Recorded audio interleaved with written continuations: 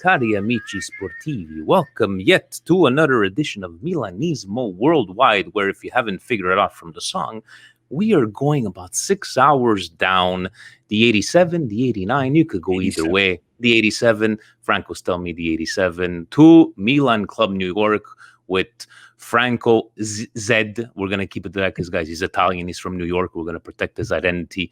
But we call him Ciccio because he's Calabrese like us. Franco, welcome to your edition of Milanismo Worldwide. And what a beautiful setup you over there. I know we're going to get into it, but how are you this fine Sunday evening? I'm good. Thanks for having me. It's always good to talk to you. It's good to be back here, even in a remote setting. And, it's a long time coming. So it's good to be on the Milanismo side of things. There we go. So President is like, he kept you guys like on the sides, like whenever we need to, go into the well, we got Milan Club New York, we had Philly, we had Toronto, and, we're going to talk about this. But before we talk about this, Franco, you're my age, right? You're 40, that generation? 38, yep. 38. So what would a young Franco have a poster of which Milan player, right? If you could tell me even from the poster, where does the Milan love come from? If it's the poster, it depends on the age, I guess. But at the beginning, it's got to be Ruud Gullit. So like I said, I'm 38 and born in 82. And my dad was a big Milan fan. And, by the time I was, old enough, it was like 5, 6, 7, it was an easy time to become a Milanista, the Sacchi years. And, my dad said, those guys with the red and black, that's our team. And it was just very easy to become a fan. Like I said, Gullit, he was just an attractive figure. He was dominant on the field, the dreadlocks, likable guy. And I would say between him and Baresi were probably the two because, Franco bore my name. And, at the time in suburban Long Island, New York, there probably weren't that many Franco around, except for like my nonno and stuff. He was Ciccio too. And, so it was two definitely attractive figures. I would say in the 90s, like the Capello era, I would say obviously Maldini, Savicevic, only because, like I played those positions, those center midfielder positions. Those were always like the type of players that were attractive to me. And, when Baggio wore red and black, there was nothing better than that. And it actually happened. This is just like a weird, stupid story, but I don't care. 18, my soccer team, and in 1 year, they decided to get new uniforms, and they just went in alphabetical order. So because my last name is Z, or Z for the Canadian listeners out there, they gave me number 18. And I was like, the heck is this number? I'm like, they're giving me number 18. And it just so happened to be the same year that Baggio went to Milan. He wore number 18, and it was my number ever since. That's so awesome.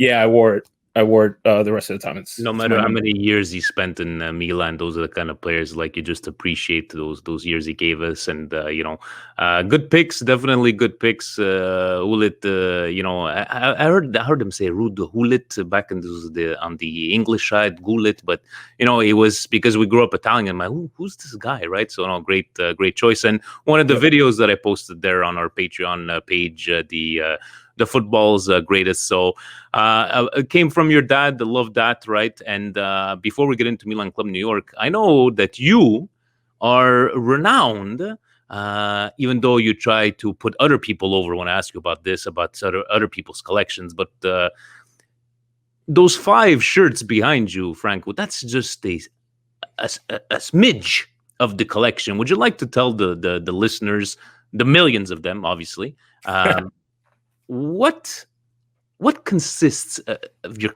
collection, or how many jerseys have you had, or where did this start off? I would say it started, in that same time when I was a kid, like when I was 14, 15, anytime somebody came back from Italy, you're always looking for that shirt. And in 96, when Milan had that 4th jersey, that blue 4th jersey was so rare. And I said to my mom, she went to Italy, we stayed here. And I said, if you find this anywhere, I'm like, I don't know where you're going to find it in Calabria or anything. I said, but if you by some strange miracle happen to find this shirt, I said, bring it home.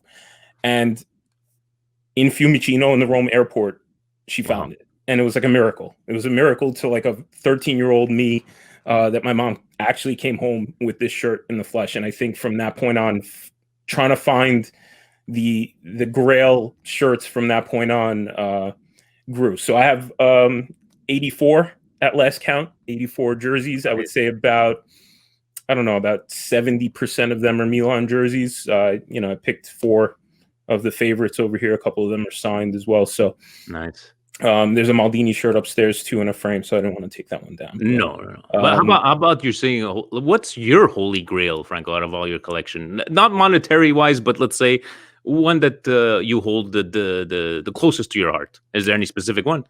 One that's actually in my collection, or that I don't own? The one that's in your collection. I would say the Shevchenko one here, just because it's such a hard shirt to find, and being able to find it was great. That centenary jersey is one. And then the other one is not even a Milan jersey. It's an Italy jersey. It's a '94 Baggio jersey. That nice, special. We were spoiled that summer. I got to see a couple of games in person. We were just spoiled. So no, that's awesome. Like I know Lenny Clinton from Chicago. I'd sent him because he helped me out when I went to Chicago there to watch the wrestling convention, and I'd sent him over my Buffon because big Juventino. I sent him my official Buffon 2008 Euro jersey with the World Cup patch on it, and he sent me a 1990 Italy jersey. So wow. Yeah, so it's you always it's not that we're gonna go out and wear them, but back in our days, if we had to go clubbing, obviously we'd be wearing those Italy. We had to announce everybody that we're Italian, but we're here to talk about AC Milan Club New York. I know you're one of the admins. If you could talk to us, let's say, who's part of this admin group, or like how did this Milan Club New York? Is it an old club? Is it just go ahead and maybe describe the club to everybody? Yeah, so it's a long story, so I'm going to try to keep it as short as possible. We're all listening. Yeah.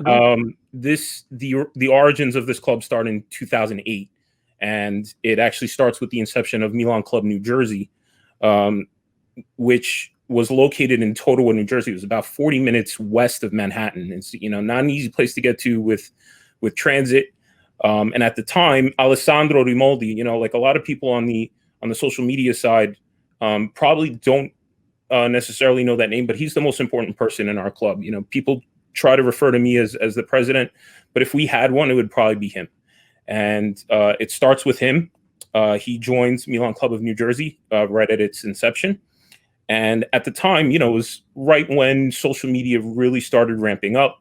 MySpace had just, fizzled away. And so Giancarlo Rosselli, who's basically our second founder, started a group on Facebook for local Milanisti in the New York area, general tri-state area. And at the time, because Alessandro was helping get this club started, he reached out to Giancarlo and he said, hey, we're getting a club started.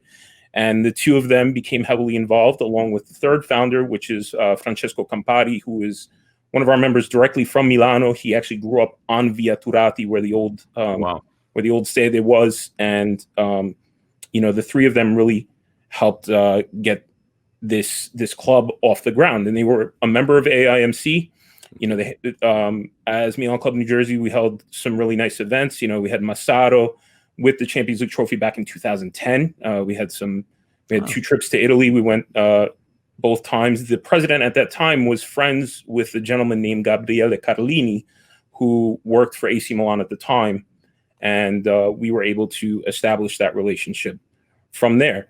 The thing was that we, the younger crowd, were trying to get exposure for the club through social media. Mm-hmm. And so there were 2 different groups.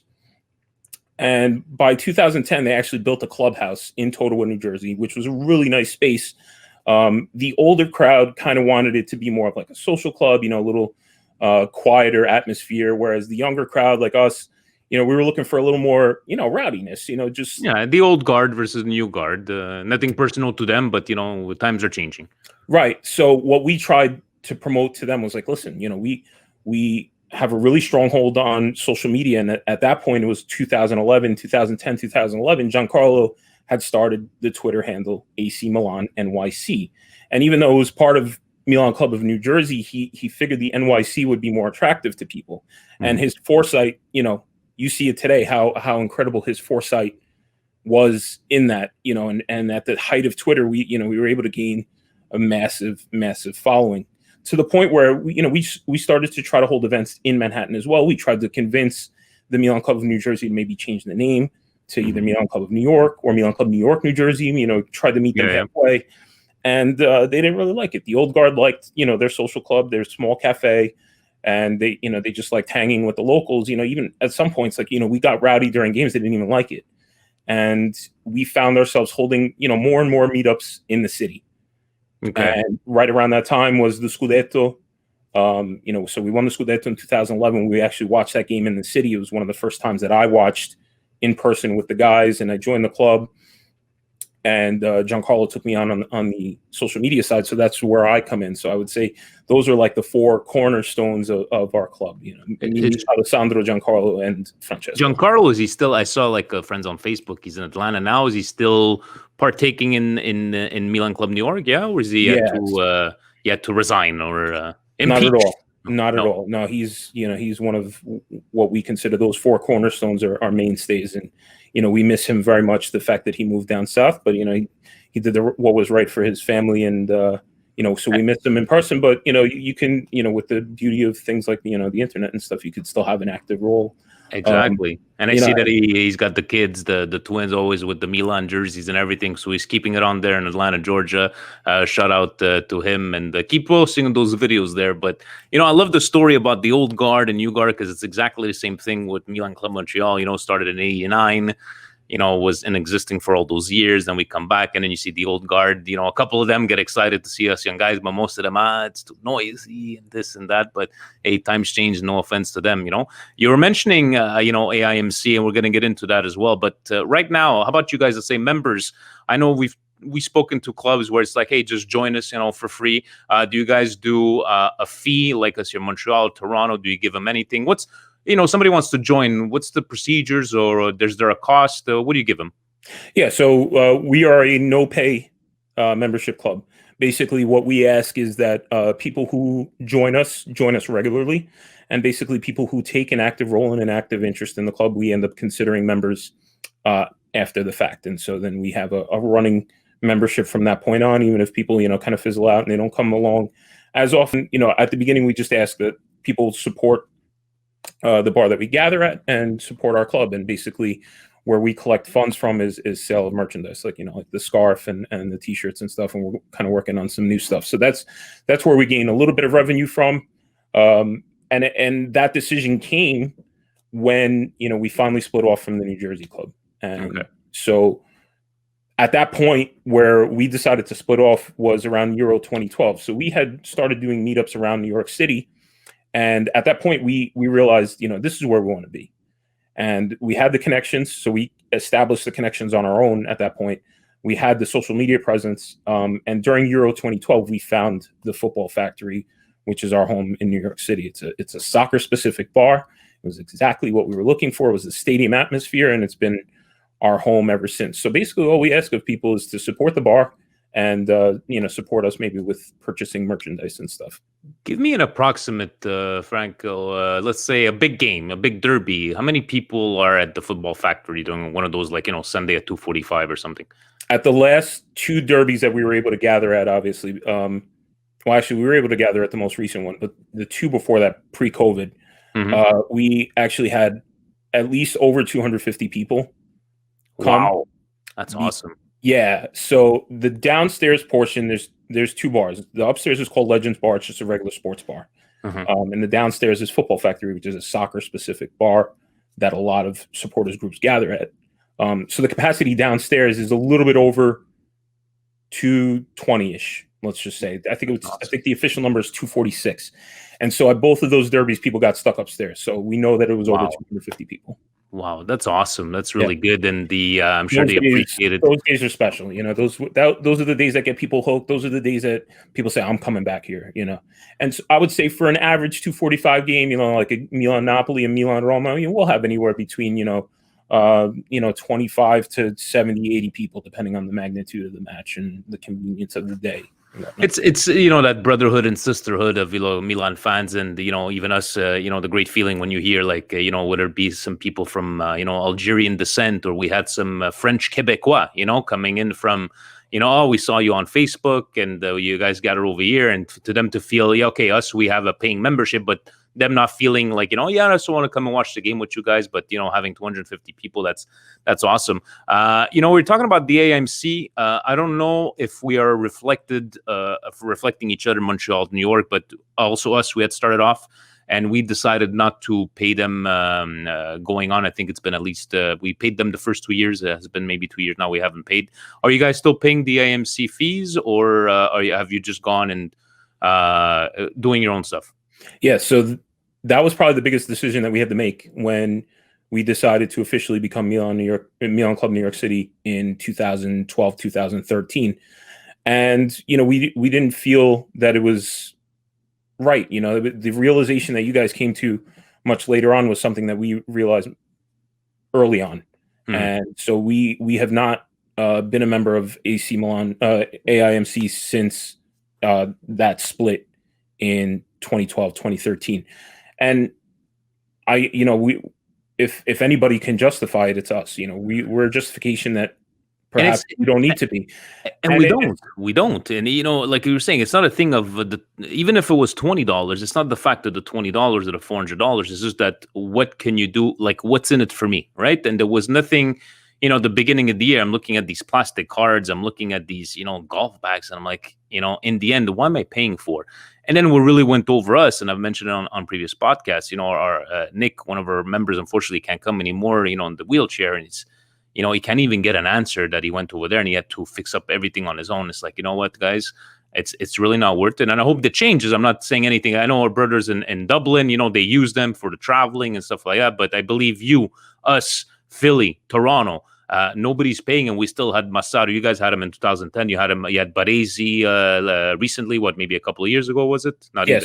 So summer of 2019. And that's the thing, the years that followed our inception as Milan Club New York City were dark years. Those are the height of the banter era, and the team really fell down, and our relationship with the club kind of faltered too. And when they changed ownership, that was the biggest part for us. And the fact that we have a guy like Francesco who dialogues with the club, that started in 2017 through a mutual friend of ours and his, who got us in touch with Georgia, who you guys know too. She's the head of fan outreach with AC Milan, and we started dialoguing with them. We said, New York is a very important place, and it can give the team a lot of exposure.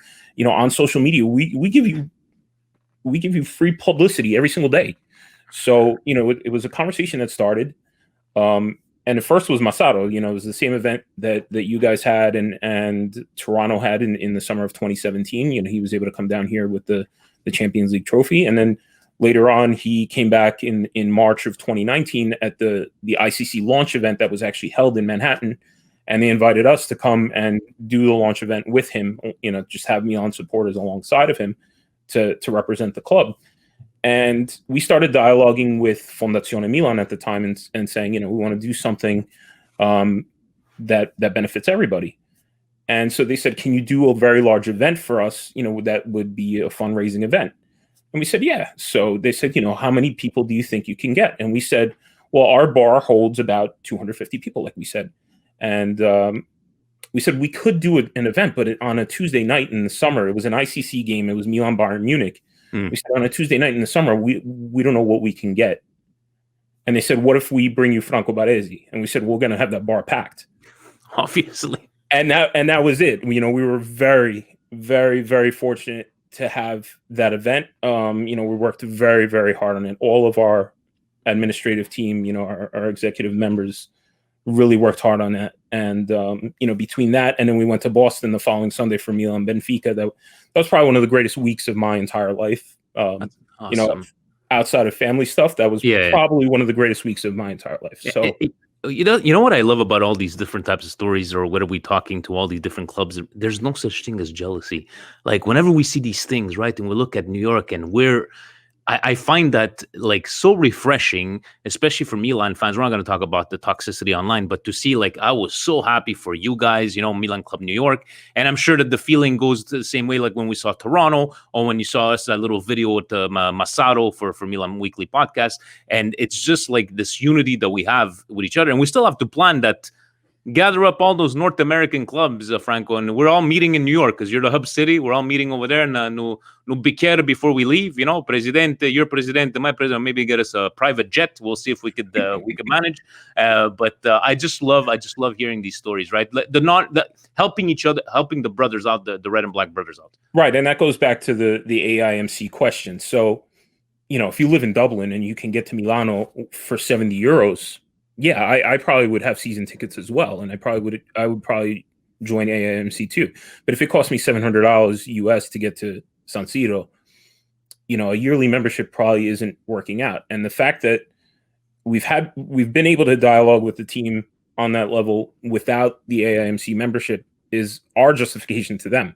And that's an ongoing conversation that goes on and on. You know, I listened to your conversation with Dave about the same topic, and with Maurizio in Toronto as well. You know, you know, if I sat here and talked about it, it would be basically the same thing that they said. So, if your listeners didn't listen to that, it's essentially, you know, what's in it for us, and it's not a thing of money. It's just that we didn't see the benefit of the actual cost itself. And like you're saying, if you can help me travel back and forth, you could hook us up here. But it's mostly for European clubs, you know. And in the end, if we did have their ear, let's say you had, you know, a Milan, forget the IMC, or it could be the AMC, or, you know, Milan is listening to you right now. Yep, you had their ear. What would you like them to what would you like to tell them, or something that they can change or to help us out to your Milan clubs around the world, not just North America? Well, this is, you know, I'm going to break down a wall. This is a conversation that happens between us and them all the time. I think finally now they've started to get it. And I'm just going to echo what Dave said in his Milanismo Worldwide, you know, a couple of weeks ago from Philly, the Milan Club Philly. First of all, thank you. That's the first thing that we would say to them. The second thing is, you know, we would like to see something more clear structured. You know, AIMC is beneficial to those in Italy and those in Europe. But even with AIMC, you're losing money. You're losing money. Okay. Look, this for those listening on the podcast and not watching the video, I'm holding up a Milan water bottle that I bought on the website this year. Okay. I bought 2 jerseys, and then I bought one for my wife and one for my daughter who's 3 years old. I bought hoodies, sweatshirts, you know, t-shirts. I spent about, I would say this season alone, I spent about $600 US on Milan merchandise. Every single day we go online and we promote Milan. You know, we retweet every single thing that Milan does. We post on our stories everything that Milan does, and then we promote Milan in North America. And people who bring their friends to Football Factory who are not Milan fans, who are not Italians, and all that kind of stuff, all of a sudden they're hooked and they're like, I'm a Milan fan too. You know, we're bringing you guys, Toronto, Dave and Philly, we're bringing North American fans that would have never have discovered this team before. You know, other clubs around the world manage their own fan clubs. You know, Bayern Munich, I believe Real Madrid. You know, we actually have a good relationship with the Peña Club of New York City, of Real Madrid. They have a structured, you know, straight direct dialogue with the club. There is no AIMC that is part of the club, but it's not part of the club. Their own separate entity. You have to email them. Hopefully, like Maurizio in Toronto said, hopefully somebody answers. Like you said with Nico, you know, maybe they'll help you out with something serious like that. But it's not acceptable. Unfortunately, if I'm paying a subscription, it's not acceptable. But no, I know where you're going. Sorry, go ahead. Yeah, I'm sorry. You know, just the main thing is, you know, we literally promote you every single day, and you could be benefiting financially from it. You know, if you look at what Bayern Munich and Real Madrid do with their fan clubs all around the world, I think Chelsea does it as well, if I'm not mistaken. So, yeah. You know, look, so I went and made t-shirts and scarves for our club that I sell, you know, out of a duffel bag. And, you know, we have maybe a bank account to just do, you know, buy the next set of t-shirts. But, you know, now we have clubs talking about, you know, selling things together, and without Milan, you're losing money. You're losing money. The other thing that came up on Milanismo Worldwide with Philadelphia was Dave mentioned, I would say at least once a month, we get a message on Twitter from people saying, hey, I'm trying to buy tickets for a trip to Milano. and I can't because my American credit card and this and that. At least once a month, pre-COVID, obviously, at least once a month, somebody would message us on Twitter and say, "I can't buy tickets. How do I do it?" And my answer to them was, "I don't know." It's unfortunate. It's really unfortunate to get to that, and that's what we're talking like. Oh, I talked to this guy. It's like we're in a mom movie. Okay, you're gonna call this guy here, then you're gonna meet him over there. It's ridiculous. It's completely ridiculous. And I look at one of my friends that was heading over, and I was just telling. He's like, "Oh, I'm gonna be in Milan. Do you know anybody?" So I get on the phone. I talk to Dave. Dave, I know he was gonna be there for that game. By the way, where you guys gonna be? Talk back to the other guy. It shouldn't be this complicated. And we're not talking, no disrespect to a team like, we're not talking about the Lazio. We're not talking about, Fiorentina. We're talking about Milan here, right? Yeah. We're internationally known and we shouldn't be going through this kind of stuff. So the message has been very clear and similar throughout all the podcasts, right? And whether not just the North American ones, even the other ones that I've spoken to. So obviously the online stuff has been a lot better from last year to this year. The communication has got a lot better. Like, we had a Skype call with Baresi, Massaro. Then we had Giuseppe Reina when he was back with the Milan and Castelleo. And then no, you can't put that on your group. And I'm like, why? It's like, oh well, it's not out. I'm like, okay, whatever, right? So in the end, I think we have the same kind of mentality. I love how this is going a bit more longer, and I know we're gonna have some fun tomorrow. Anyways, they're gonna be hearing this on Thursday, so then it's gonna be a surprise there, Franco. But in closing, anybody from the New York, New Jersey area, how would they get in contact with you guys? Become a member? How do they reach you? Go put yourself over. Yeah, so if you live in the New York, New Jersey, Connecticut area, tri-state area, you can follow us on AC Milan NYC on Twitter and Instagram, facebook.com/AC Milan NYC, AC Milan NYC at gmail.com. And if this whole COVID thing passes and, our home survives the restaurant closures, which we are a little bit concerned about, yeah. Football Factory at Legends Bar, 6 West 33rd Street, New York City. It's easy to find. It's right across the street from the Empire State Building. Even if you're listening to this and you're not looking to join our club, and if you just find yourself in Manhattan, as many tourists do, the door is open. You know where to find us. And definitely, that's the me and Steve were saying is like we got to take that 6-hour trip down and just come and see you guys, and maybe we'll get a Winnebago. Maybe Stevie can drive, or maybe do the tour of North America. But definitely, Franco, thank you so very much for joining us. Milan Club New York, and he is a wrestling fan just like myself. I could always have to plug the wrestling. Steve is not around, so he won't get mad at me. Yes. But thank you for joining, Franco, and we'll see each other soon. Yeah, just one last thing, Yes. And the last thing that I would have said to Milan is, like you mentioned about the social media content. The social media content has gotten much better, but perhaps they need to start catering to a more English-speaking audience, because that market is starving. Because besides you guys, I really can't think of much other content, Milan content in English. The people who are English speakers, who are not Italian speakers, are starving for Milan content. And so you guys, you and Steve, fill a void for many of us Milanisti here in North America, even, in Australia, Ireland, and all that kind of stuff. So thank you guys, and thank you for having me. Oh, well, thank you very much. And we're going to keep the train rolling. And I know that you and Steve are not even getting off that couch to getting Sitting on the couch.